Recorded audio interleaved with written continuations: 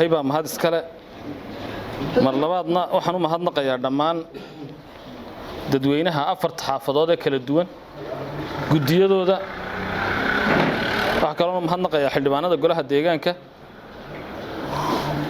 حول وضعنا ده يا جاسمياش قرشينتا أرمها بولشة صحافة يعيد كستا أو هل كان كوستو جام وحنا نقول السلام عليكم ورحمة الله وبركاته. بعد الصلاة ما أنت واحد نوجهنا وكلن كان لو قلت لك قرأ إن بولشة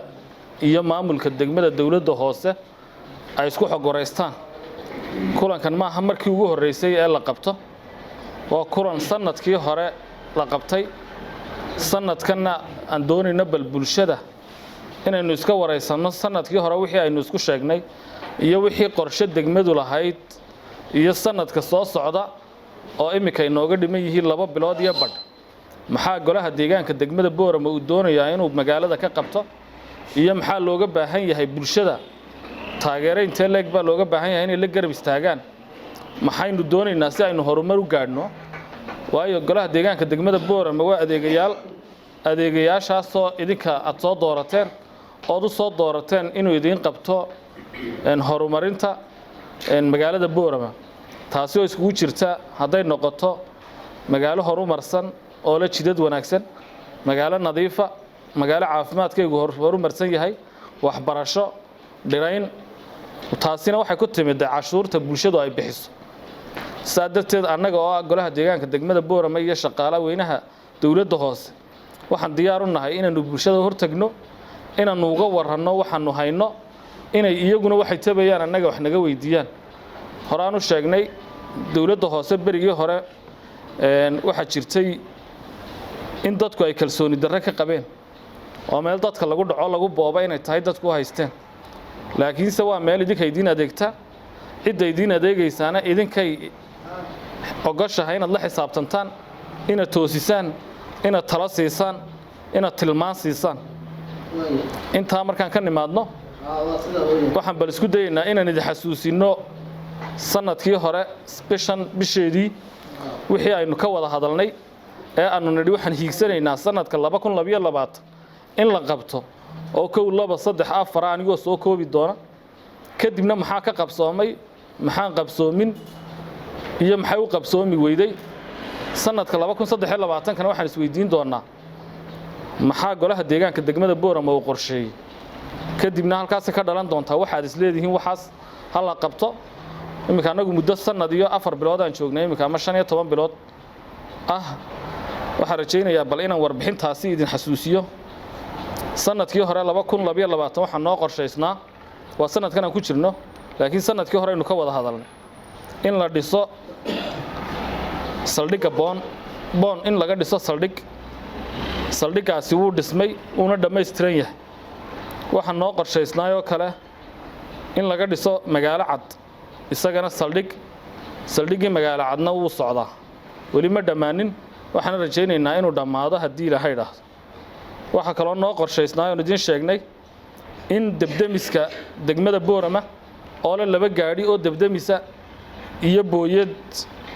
booyadaas oo booyadii muddo badan soo shaqaysay oo aan anfici karin degmada debdemiskuna marka uu gurmad sameeyo markaasiba ay go'aan biyaha meelaha lagu daminayaa inaanu soo iibino booyad qaada konton foosto oo 2 gaari markay meel dab ka dhaco Ilaahay naguma keenay ama masiibadaas timaado iyada oo kontonkii foosto sida daba dhaqaaqda si markaa aanay u noqon inay mar labaad haddana ku soo noqdaan kioski laga dhaaminayay marka biyuhu ka dhamaadaan oo iyagoo taagan oo shaqadii wada biyihii lagu shubi karo booyada debdemiska waanu iibinay waxa haya taliska ciidanka debdemiska imika gacanta ku haya waxa lagu sameeyaa bamkii ku shubi lahaa bahalada debdemisyada iyo alarmkii dadka qaylada u sameyn lahaa iska eega oran lahaa iyo waxa lagu sameeyaa midabkiina waa laga bedelayaa hawshaasina way qabsoontay waxa rajaynaynaa bishan aan ku jirno inaanu ku wareejino booyadaasi oo dhameystiran haddii Ilaahay dhaahdo waxa noo qorshaysnaa in kawaanka Boorama oo caafimaadkiisu aad u liitay oo dunsanaa wax laga qabto kawaankaas uu qabsoomay waa la hagaajiyay sariimada Axmed Guray oo jiingadu daldalooleen oo saaqeedihii qaadi jiray dhiigga iyo wasakhdu ay xidhan yihiin iyagana waa la qabtay oo maanta si fiican bay u shaqeynayaan. mashruuca waxbarashada iyo mashruuca caafimaadka ee degmada ka socda labada mashruuc mid walba waxaan ugu tala galnay $150,000 caafimaadka 150 waxbarashadana 150 labada shaqadaas si fiican bay u socotaa. bishii tobnaad baynu ku jirnaa imika 2 bilood baa sanadka ka dhiman. caafimaadka waxyaabo fara badan baa laga qabtay. sanadkan 2022 waxa la dhisay MCH-kii Tulli baa dhismay. MCH-ka Tuur Qaylo waanu dhisnay. MCH-ka Xaaji Nuur oo dhisnaa oo bilaa qalab ahaa waan qalabaynay.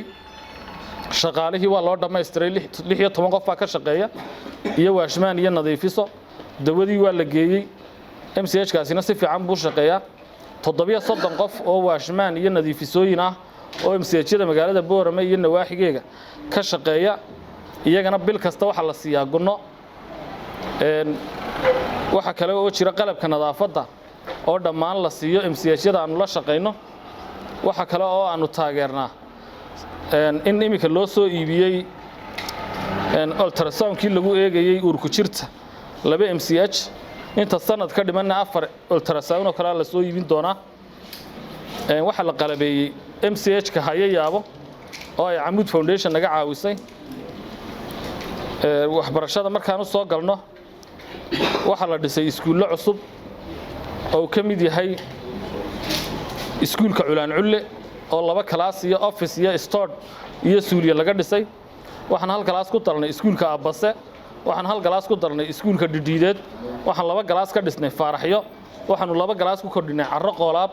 waxaanu hal class ku kordhinay iskuulka Tulli. waxaanu imika gacanta ku haynaa 3 class oo Walaalgooya iyo hal class oo Garbihaadlaya. waxaanu dayactir ku sameynay iskuulada Abu Qays oo ka mid yahay. waxa kale oo aanu 104 waashmaan iyo nadiifisooyina bil walba siinaa lacaguna oo loogu tala galay.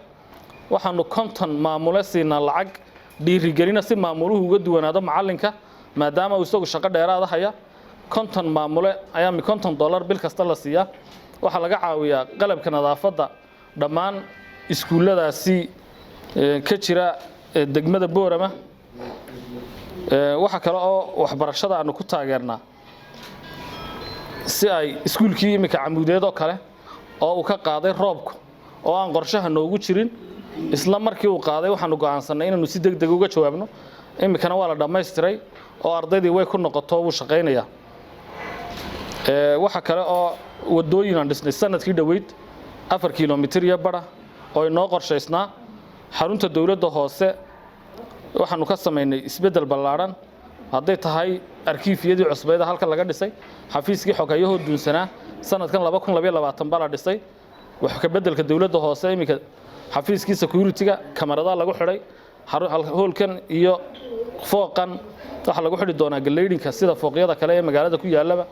waxaan rajaynaynaa in mar la dhigi doono inta sanadka ka dhiman. leydhka wadooyinka markaan ka hadalno waxaan dhisnay 3 kiiloomitir oo wadooyin aan ku xidhnay leydh. wadadan dawladda hoose hormarta oo 1 kiiloomitir iyo wadadii dhakhtarka hormaraysay ee Boorama $1 berigii hore ay samaysay oo dansanayd dib baan u shidnay walow ilaa imika ay cilada jiraan. 3 kiiloomitir oo wadooyinana waan dhisnay. sanadkan aynu ku jirno 2 gaariyo cusub baa xafiiska ku soo biiray oo midna uu yahay ka cashuuraha lagu ururiyo nooha midna uu yahay ka maayir ku xigeenka. waxa dhamaatay oo toddobaadkii hore aanu la wareegnay gegadii xoolaha. gegadaasi oo naga caawisay Bangiga Horumarinta Afrika oo Save the Children ay dhisnay. waxaanu banaynay suuqii bacadlaha oo muddo badan xidhnaa.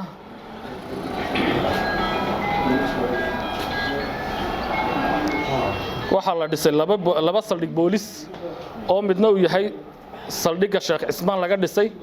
iyo saldhigga madaxtooyada agteeda laga dhisay. labadaaba dhulka anaga bixinay. waxaana naga caawisay UNDP. waxa la dhisay library-gii ugu horeeyay gobolka Awdal u yeesho iyadoo gobolka aqoonta leeyahay dhulkiisii waxaanu ka bixinay halkii onadku ahaan jiray ama horumarinta beeraha iminkana meel fiican buu marayaa dadkii deganaana dhulbedel baanu u samaynay meeshaasina waa library cusub oo u soo kordhay gobolka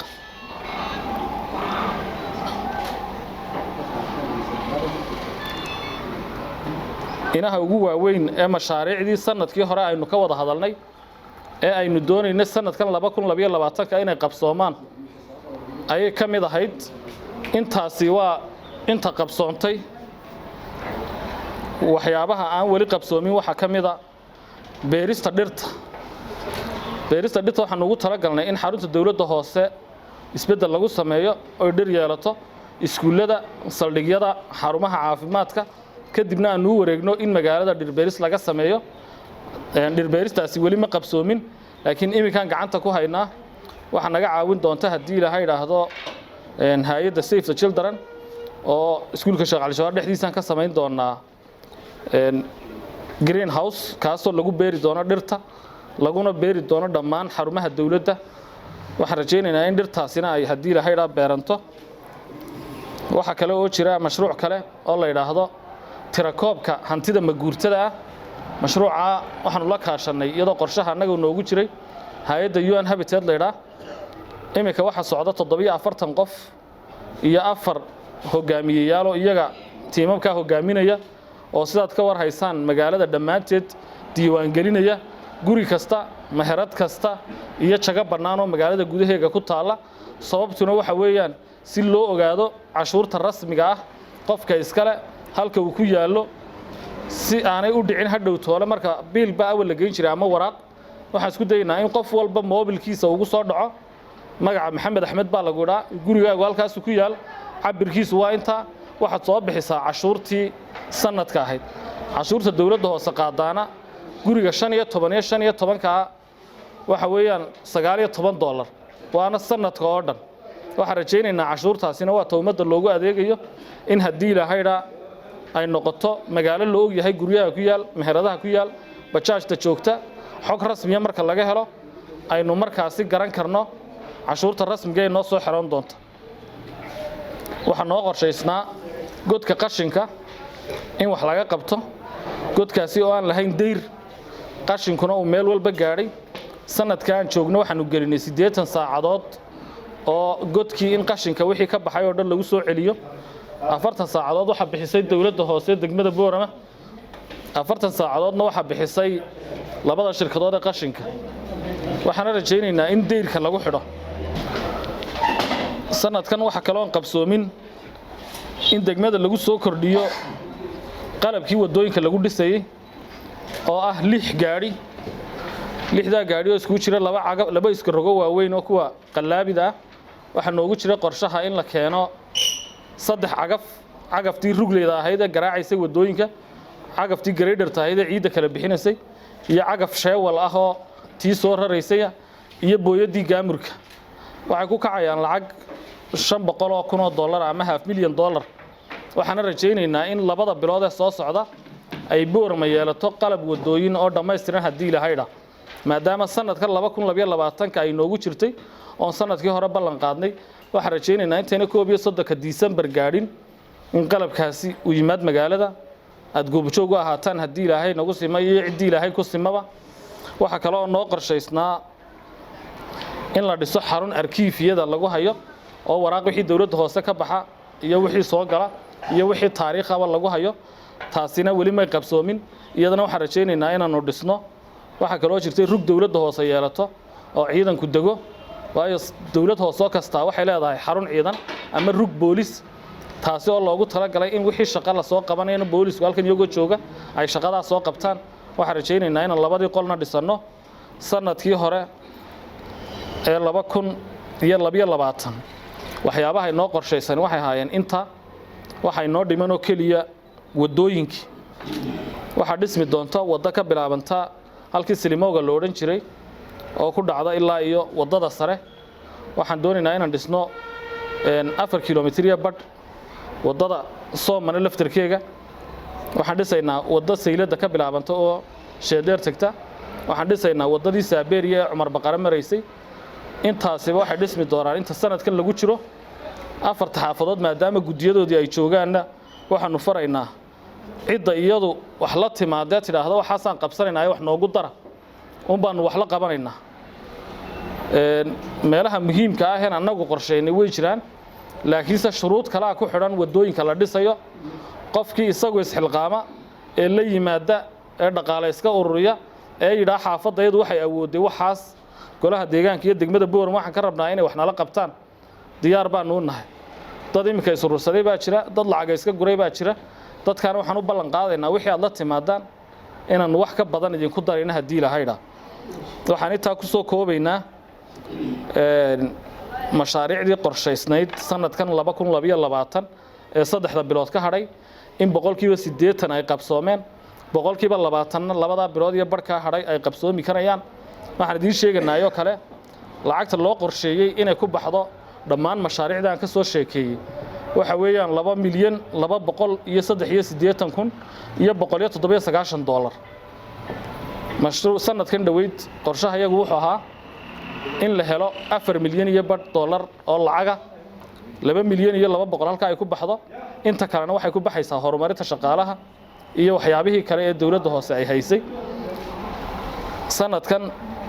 imika soo gali doonana qorshaheedii imikan gacanta ku haynaa waxa qorshaysan in la qabto ilaa dhowr iyo 10 mashruuc oo la doonayo inay sanadkan ka fulaan hadii la haydha qaarkood mashaariicda way soo noqnoqdaan oo sida taageerada waxbarashada iyo taageerada caafimaadka sidii aan sanadkan u taageernay midba $150 iyaga laftarkooga sanadka soo socdana waxaan u qorsheynay midkoodba $150 oo sanad kasta dawladda hoose waxay gelisaa 300 kun bay gelisaa waxbarashada iyo caafimaadka marka la isku daro waxa noo qorshaysan in godkii qashinka deyr lagu xidho oo sanadkan soo socda aan doonayna inaan qabanno waxaan doonaynaa in isbedel lagu sameeyo xarunta dawladda hoose oo la qurxiyo oo qalab fara badan la keeno waxaan doonaynaa in sanduuq horumarineed la sameeyo sidii sanadka horeba noogu jirtay sanduuqaas oo doonayna ganacsatada iyo qurba joogta iyo bulshada reer Boorama iyo dawladda hoose inay iska kaashadaan oo lagu horumariyo magaalada waxa noo qorshaysan sida sanadkan iyo sanadkiina dhaafayma min 4 kiiloomitir iyo bar wada aan u dhisnay sanadka dambe soo socdana waxaan rajaynaynaa inaan 5 kiiloomitir oo wada dhisno waxaan doonaynaa in afartii xaafadood ee magaalada maamul daadajintii laga sameeyo oo xaafad waliba yeelato xafiis waxaan doonaynaa in xog urursi lagu sameeyo sida loo maareyn lahaa qashinka oo research laga sameyn doono waayo dhibaatada ugu badan ee degmada Boorama haysata waxa weeyaan wada xumo iyo qashin labadaas aan culayska saarayna hadii la haydha waxaan rajaynaynaa in gaadiid kale degmada ku soo kordho waxaan doonaynaa in saldhig booliis laga dhiso daantaasi imika dhigta wixii ka sareeya oo aan lahayn saldhig booliis maadaama labadii saldhig ee booliis hore ay ku yaaleen midna halkan santarka midna Sheekh Axmed Salaam labada cusub la dhisayna laga dhisay midna Sheekh Cismaan midna madaxtooyada Sheekh Ali Jawhar kiid waxa degan ciidanka birmadka oo shaqo kasto loo baahdo ama amniyigu qabta laakiinse xagga sare ayaa dareemeynaa in amniga la xoojiyo maadaama xaggaan xuduud aynu kala leenahay Itoobiya khamri badan uu ka yimaado dhibaato fara badan ay ka dhici karto in saldhig halka laga helaana waa muhiim waxaan rajaynaynaa inaan dib u dhis kawaanka sameeyno oo kawaanka hadii la haydha dib loo dhiso waxaan rajaynaynaa sariimadii xalane in sanadkan la dhiso maadaama magaalada ay ku soo ururtay sariimada Axmed Guray oo kaliya in fidin la helo oo taa la qurxiyo oo noqoto sida Axmed Guray oo kale oo culays badani uu ka dago waxaan diyaar u nahay in sanadkanna halkii sanadkii hore laga geliyay mashaariicda horumarinta 2 milyan iyo 200 maadaama aanu kordhinay sanadkan oo daraskayga miisaaniyadeeda halkuu sanadkii hore ka ahaa 4 milyan iyo $1 sanadkan waxaan gaarsiinay 5 milyan iyo 200 kun oo $. marka mashaariicda horumarinta sanadka 2023 waxaan ugu talagalnay 2 milyan iyo $1 inay dhammaan galaan mashaariic horumarineed oo iskugu jira qaybaha aan ka soo hadlay waad mahadsantihiin siliga dhagaxa guryaha horyaal dayrasha saayidka biyaha xaafadaha ka soo baxaya iyo barandayaasha shanta qodob baan doonaynaa inaynu magaalada ka saarno waxaanan u baahannahay inaad hawshaan nagu taageertaan nagu garab istaagtaan